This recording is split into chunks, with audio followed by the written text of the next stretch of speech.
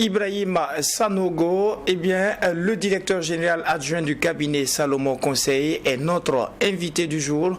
Avec lui, nous parlons aujourd'hui de comment développer sa capacité à s'automotiver dans son travail. Bonjour et bienvenue. Bonjour Monsieur Kaboré, bonjour à tous nos téléspectateurs et auditeurs. Heureux de retrouver le plateau, surtout avec cette pluie bienfaisante d'hier. Alors, quand on parle de l'automotivation dans un cadre professionnel, de quoi est-ce qu'il s'agit exactement? Alors, l'automotivation, tout simplement, c'est la capacité que développe un individu à se pousser à agir. D'accord, malgré les défis, malgré l'adversité. Donc c'est une capacité que l'individu développe pour se pousser à agir. D'accord, donc voilà ce que c'est que l'automotivation.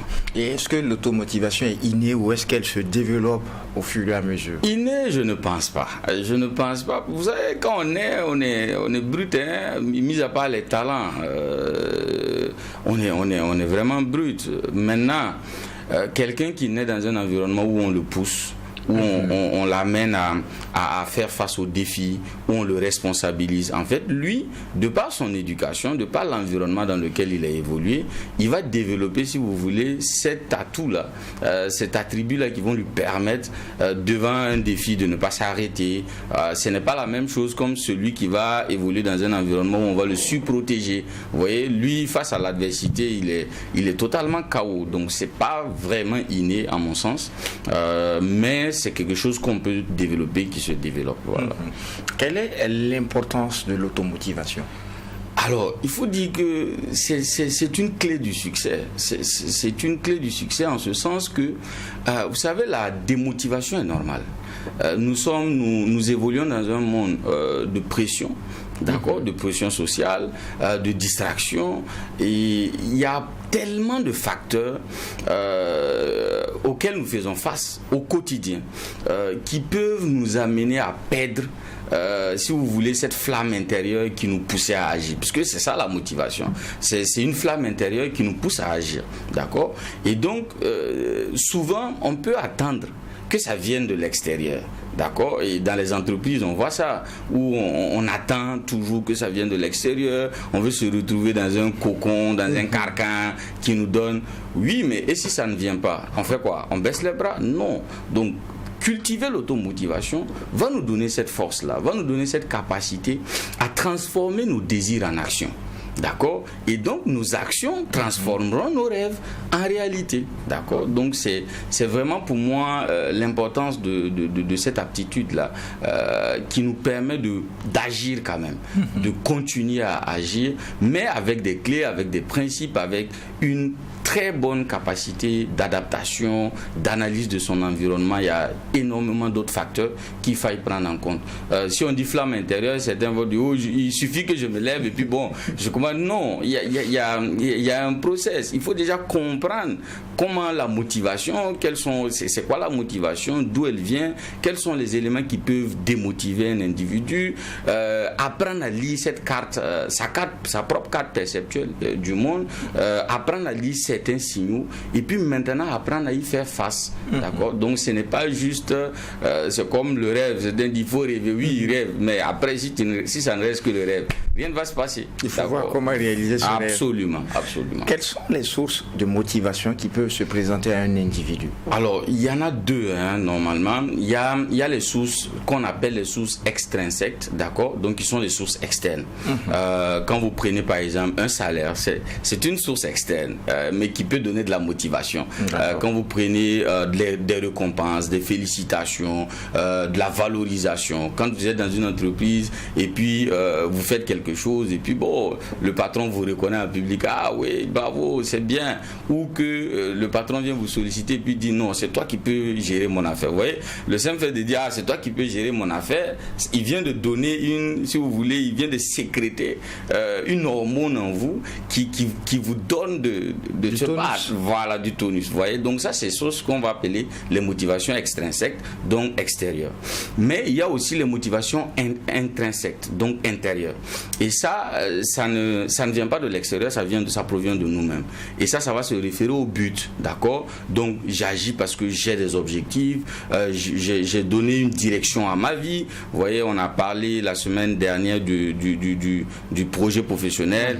J'ai un projet, je sais ce que je veux réaliser, je sais ce que je veux, je veux laisser comme empreinte à ce monde. Et donc cet élément-là me pousse, malgré la difficulté, à dire non, attends, il faut que tu continues. Vous voyez, ça c'est intrinsèque. Donc ça c'est pas externe. Ce n'est pas le salaire, ce n'est pas l'environnement, ce ne sont pas les signaux externes, mais ce sont plutôt des signaux internes qui nous poussent à agir. D'accord? Donc il y a deux sources. Pour continuer dans les sources, il faut dire que de nombreux individus, en tout cas qu'on rencontre, sont beaucoup accrochés aux sources externes. D'accord? Voilà quelque chose encore qui nous donne l'importance de développer cette capacité. Parce que j'ai envie de dire, c'est bien, les sources externes, c'est bien, ça nous donne en tout cas, ça nous renforce, mais le plus important c'est l'interne, d'accord? C'est l'intrinsèque. Il faut compter beaucoup plus sur la motivation intrinsèque que extrinsèque. D'accord? Voilà. Pourquoi la motivation intrinsèque est beaucoup plus importante que la motivation extrinsèque, étant donné que pour la motivation intrinsèque, c'est à soi-même de développer cette capacité à s'auto-motiver, alors que la source extrinsèque, c'est l'environnement de travail qui devrait favoriser justement cette motivation. Comment vous arrivez à faire la nuance pour voir plus de bénéfices avec la source intrinsèque? Parce qu'en réalité, l'attente est nuisible. Quand vous êtes accroché à la source extrinsèque, vous êtes dans l'attente. Donc vous avez besoin tout le temps qu'on vous reconnaisse, vous avez ce sentiment de reconnaissance, qu'on vous valorise, qu'on vous valide. Alors que si vous attendez que les autres vous valident, mais vous risquez totalement de ne même pas agir. Parce que justement, il y a plusieurs raisons. Souvent, ce n'est pas parce qu'ils ne veulent pas. Souvent, ce n'est pas parce qu'ils ne peuvent pas. Il y a plusieurs raisons. Donc, l'attente est nuisible. Et avant que les autres ne me valident, il faut que moi-même, je me valide. D'accord? Et en réalité, si vous voulez, nous sommes des êtres homo economicus, nous sommes motivés par nos propres intérêts. Donc, ce principe-là s'applique aussi à nous tous. Donc, c'est de voir en nous pourquoi on agit. Notre why. Qu'est-ce qui fait qu'on agit? Qu'est-ce qui fait qu'on vient au boulot? Si on vient au boulot que pour le salaire, soyez rassurés, je l'ai déjà dit sur ce plateau, aujourd'hui ça commence à prendre sens pour certains qui nous suivent. Je l'ai déjà dit sur ce plateau, si vous venez que pour le salaire, mais il y a de fortes chances que vous ne soyez pas motivé, puisque vous voyez un revenu, nos charges s'étendent au fur et à mesure que notre revenu s'étend, salaire de 1 million, problème de 4 millions. Donc, à un moment, en réalité, c'est éphémère. Vous voyez, ces sources externes là, c'est éphémère. D'accord? C'est important. Je ne dis pas que c'est pas important, mais si on s'y accroche trop au détriment de l'interne, de l'intrinsèque, on peut passer à côté, on peut abandonner, on peut s'arrêter. Alors que si vous vous arrêtez, qui le fera pour vous?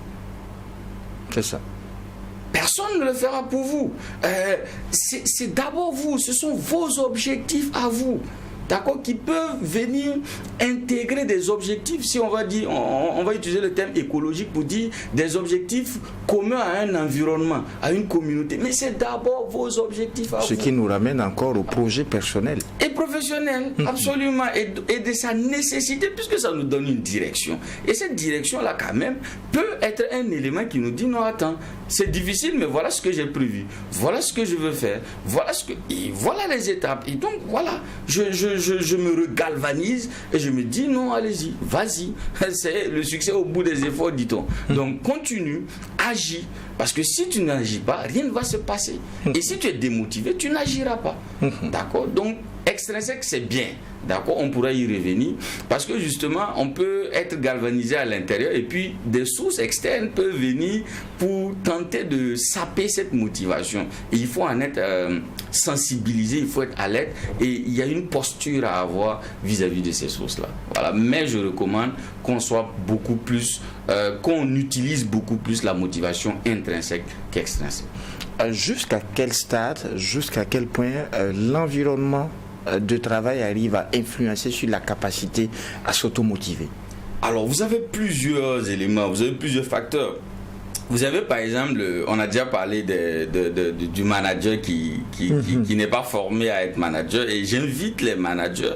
Vous voyez, si vous pensez que la formation coûte cher, essayez l'ignorance, d'accord? C'est-à-dire la formation, l'ignorance coûte plus cher que la formation, donc venez payer de la formation, on va vous accompagner, on va vous aider à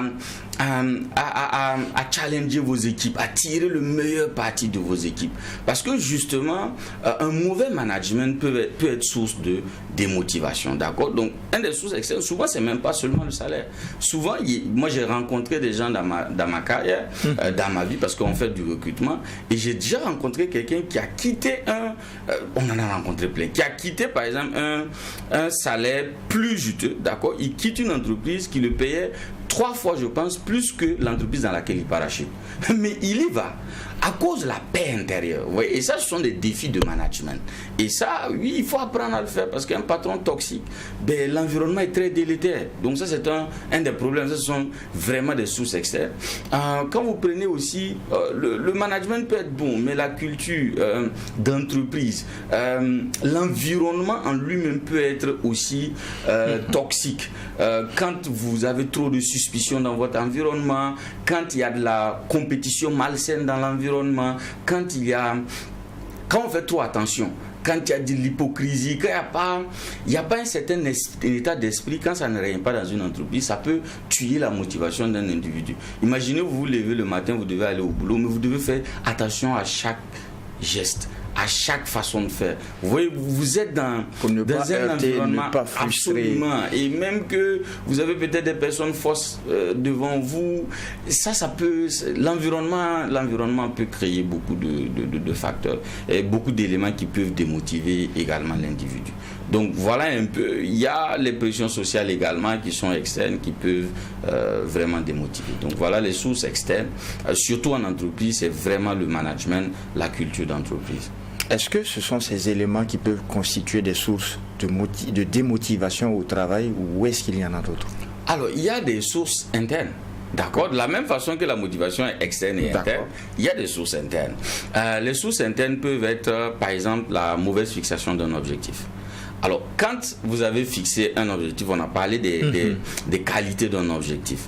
Alors, quand vos objectifs ne sont pas smart et que vous vous battez à un moment, vous sentez qu'il n'y a pas de résultat. D'accord? Donc, vous pouvez vous démotiver, vous demander si c'est la peine, est-ce que c'est possible, est-ce que finalement, donc, si vous fixez mal un objectif, s'il n'est pas réalisable dans le temps que vous avez déterminé, c'est un problème. Il peut être spécifique, il peut être mesurable, il peut peut-être être atteignable, mais pas réalisable dans le temps que vous avez déterminé. D'accord? Et ça peut créer beaucoup de pression et ça peut engendrer de la démotivation.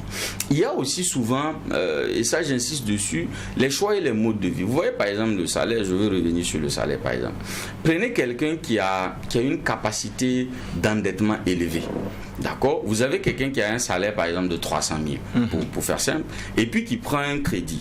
Et souvent peut-être, Dieu merci pour ceux qui peuvent prendre le crédit et puis l'investir dans quelque chose d'intéressant, d'utile, en faire un investissement au lieu d'une dépense. D'accord? Alors, tu prends un crédit, tu mets dans de la dépense, donc tu payes un engin, tu payes en tout cas tout ce que tu veux, mais qui met dans la dépense. Au début, quand tu as le crédit, c'est bon, c'est intéressant. Tu as réalisé ce que tu veux réaliser, mais tu dois rembourser le crédit sur 5 ans. En fait, à un moment, si tu ne fais pas attention, tu juges mal maintenant ton revenu. Puisque au fond, ce que tu reçois n'est plus 300 000. C'est 300 000 déduit de ta quotité cessible. Et tu estimes que non, l'entreprise ne te paye pas bien, l'entreprise t'exploite, tu te bats, mais il n'y a pas de retour. Gars, regarde ton revenu. Ton revenu, là, il n'est pas ce que tu touches à la fin du mois. Il est le fruit de tes choix. D'accord? Justement. On peut avoir ces dettes-là. Vraiment, on en rencontre des gens qui sont vraiment qui ont la capacité d'endettement très élevée. C'est dangereux. Mais il y a d'autres choix de vie. Qu'est-ce qu'il explique? Est-ce ce besoin de vivre au-dessus de ses moyens, de ressembler aux autres, de ressembler à des collaborateurs ou de paraître ce qu'on n'est pas? Comment on en arrive? Absolument. Vous touchez. Il y a le manque de planification est un problème. D'accord? Quand vous ne planifiez pas, quand vous ne savez pas où vous allez, quand vous n'avez pas de direction, absolument, vous allez être influencé par les autres. Vous allez vouloir faire comme, alors que vous n'avez pas à faire comme. C'est votre vie, c'est votre propre vie. Et ce n'est pas une course de vitesse, certains le disent. C'est une course de fond. D'accord? Et il y a ça, il y a le besoin d'avoir élevé. C'est-à-dire le besoin de paraître, le besoin de... Et ça peut tout ça vous blesser. Voilà. Donc, il y a tous ces facteurs-là qui font que vous n'avez pas la juste mesure. Mais surtout, le manque de planification. Le manque de planification, lui, il est vraiment l'élément majeur, quoi. Voilà.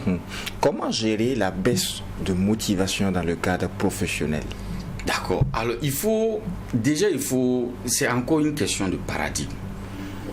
Premièrement, c'est encore une question de paradigme.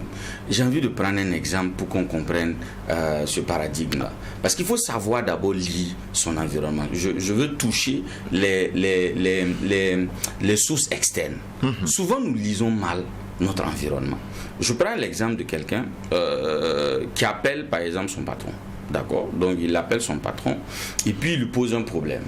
Et puis, il sent, par exemple, où il part rencontrer son patron, et puis, il a comme l'impression qu'il y a de l'agressivité dans le retour de son patron. Vous voyez?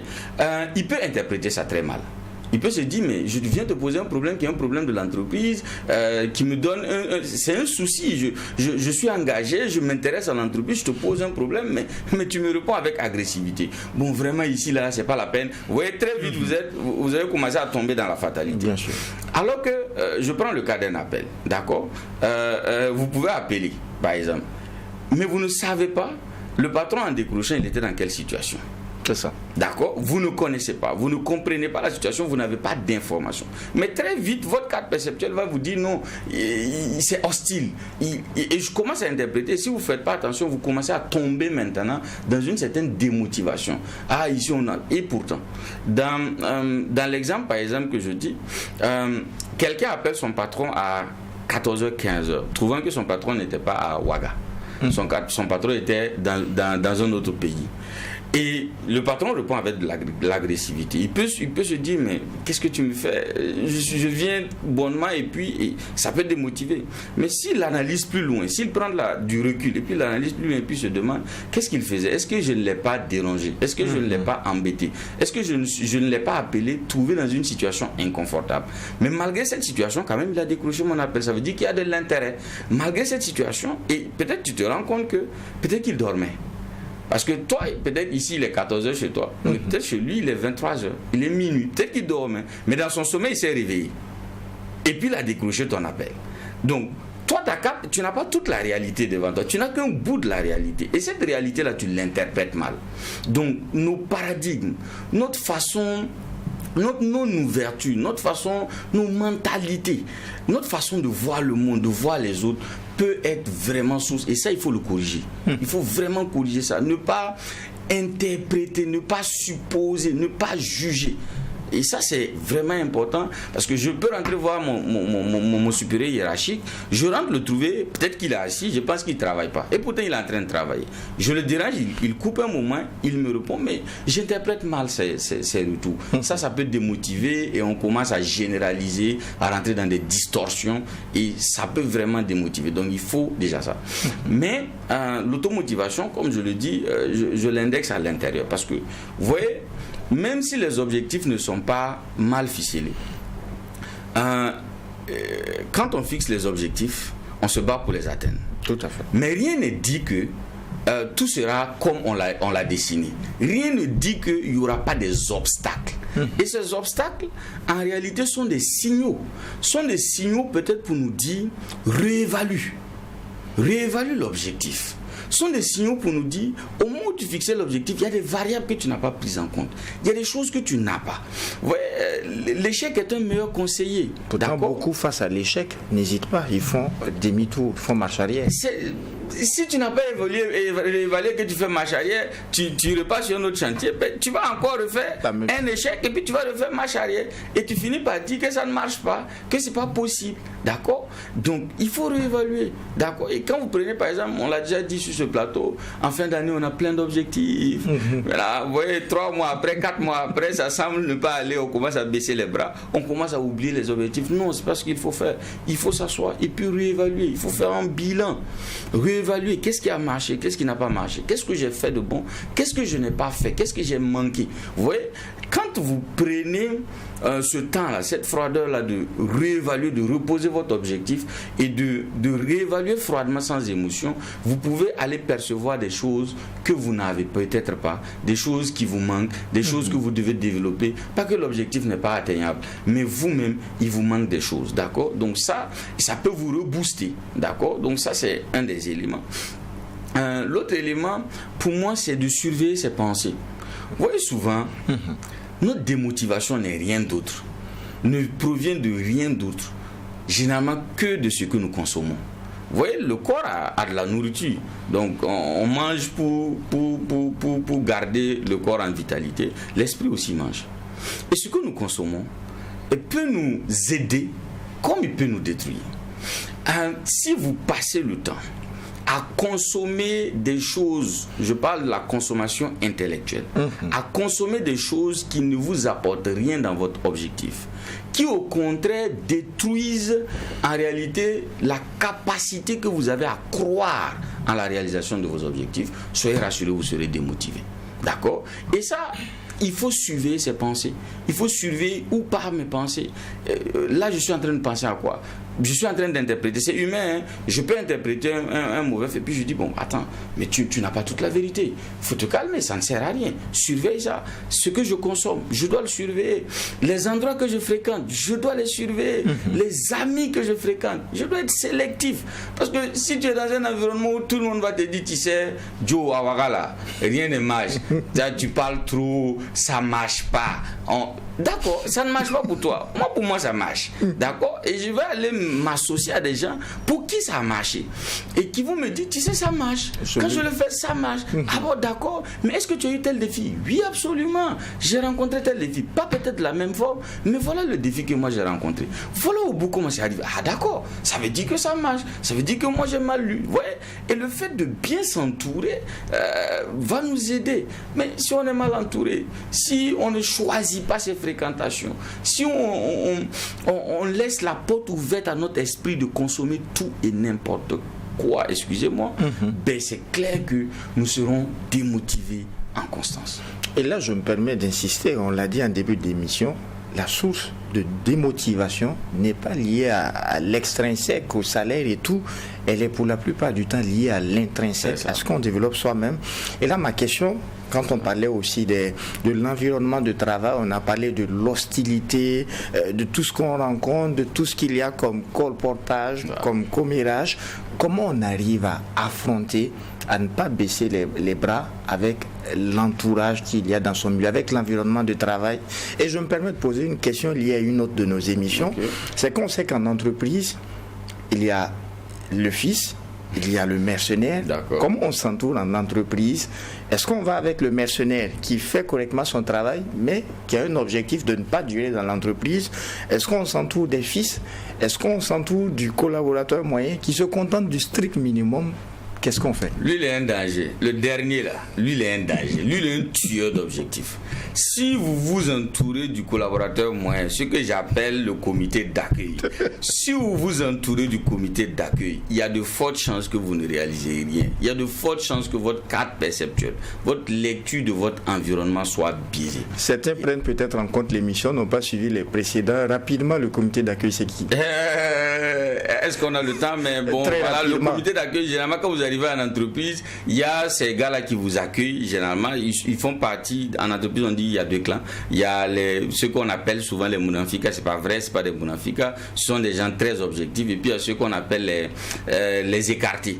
Et souvent, eux, ce sont le comité d'accueil. Ils te donnent l'impression que c'est eux qui ont tout donné à l'entreprise, mais l'entreprise n'est pas reconnaissante. C'est eux qui font tout, mais on ne reconnaît pas. Et ils sont champions à vous parler des problèmes de l'entreprise.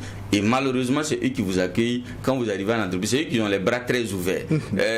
L'autre clan, ce qu'on va appeler le clan des aimés, eux, ils sont focalisés. C'est les fils ou les mercenaires. Ils sont focalisés.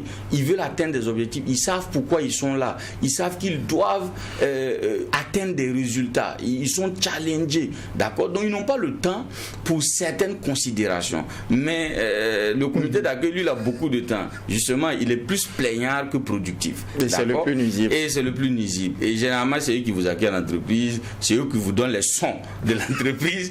Et ça va détruire quoi. Et justement, ça va toucher votre motivation. Puisque vous allez vous poser la question, mais vous rentrez dans quoi et tout. Donc, ces gars-là qui font le strict minimum, ce ne sont pas vos amis. D'accord? Entre les fils et les mercenaires, moi, je vais recommander d'être ami aux fils. D'accord? Mais ça dépend de vos objectifs. Vous savez, certains peuvent arriver dans une entreprise et l'entreprise là n'est qu'un pan vers la réalisation d'un objectif qu'ils ont. D'accord? Et donc ça dépend vraiment de vous, de vos objectifs. Est-ce que vous vous êtes retrouvé dans l'entreprise idéale pour vous? D'accord? Si oui, accrochez-vous aux fils parce que eux sont dans l'environnement idéal, ils sont dans la durée. Et si vous vous accrochez à eux, eux peuvent vous permettre d'outrepasser les limites, d'outrepasser les défis et vous permettre d'entrevoir un avenir radieux, d'accord, du possible. Mais si vos objectifs sont court-termistes, ok, il n'y a pas de problème. Les mercenaires aussi, vous pouvez vous en accrocher, hein. Sauf que si vous vous accrochez aux mercenaires, soyez rassurés, vous n'investissez pas dans le long terme dans l'entreprise. Alors que si vous avez des objectifs de long terme, eux, ils vont être nuisibles finalement pour vous. D'accord? Donc, il y a les fils. Les fils sont les meilleurs alliés pour ceux qui s'investissent, qui s'inscrivent dans le long terme. Mais ça dépend de vos objectifs. Mais oui, fréquentez en tout cas ceux qui se battent, ceux qui ont des objectifs, ceux qui essaient de les atteindre, ceux qui ont déjà fait leurs preuves, ceux qui ont déjà des résultats. C'est ça, surveiller son entourage, surveiller ceux que je côtoie. Ça va donner un bon levier. Pour terminer, comment les entreprises peuvent-elles encourager les employés à l'automotivation?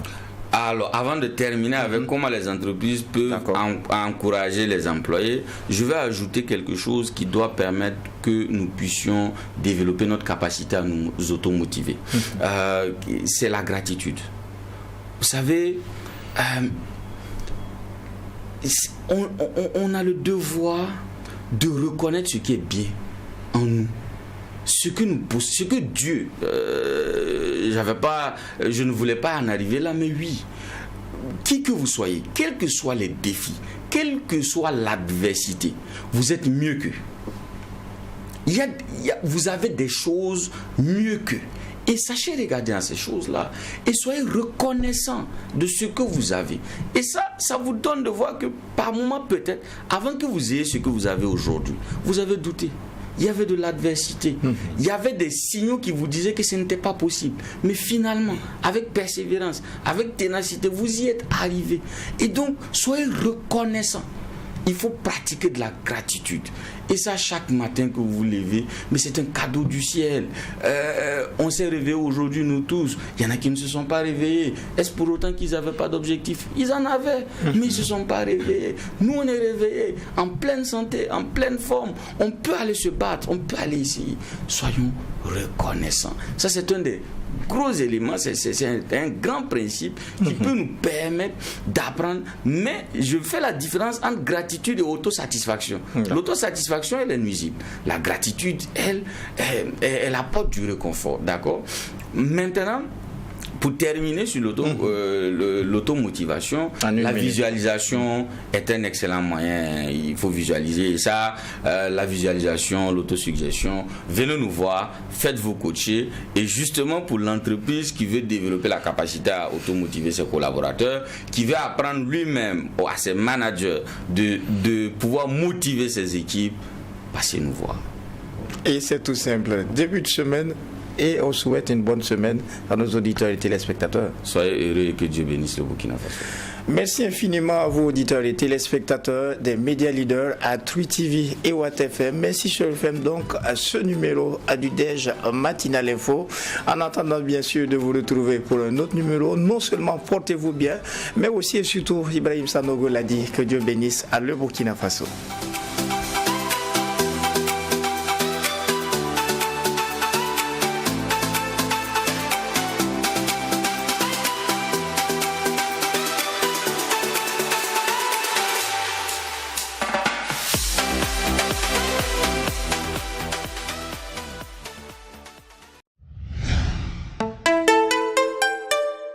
Trui TV, la télé interactive.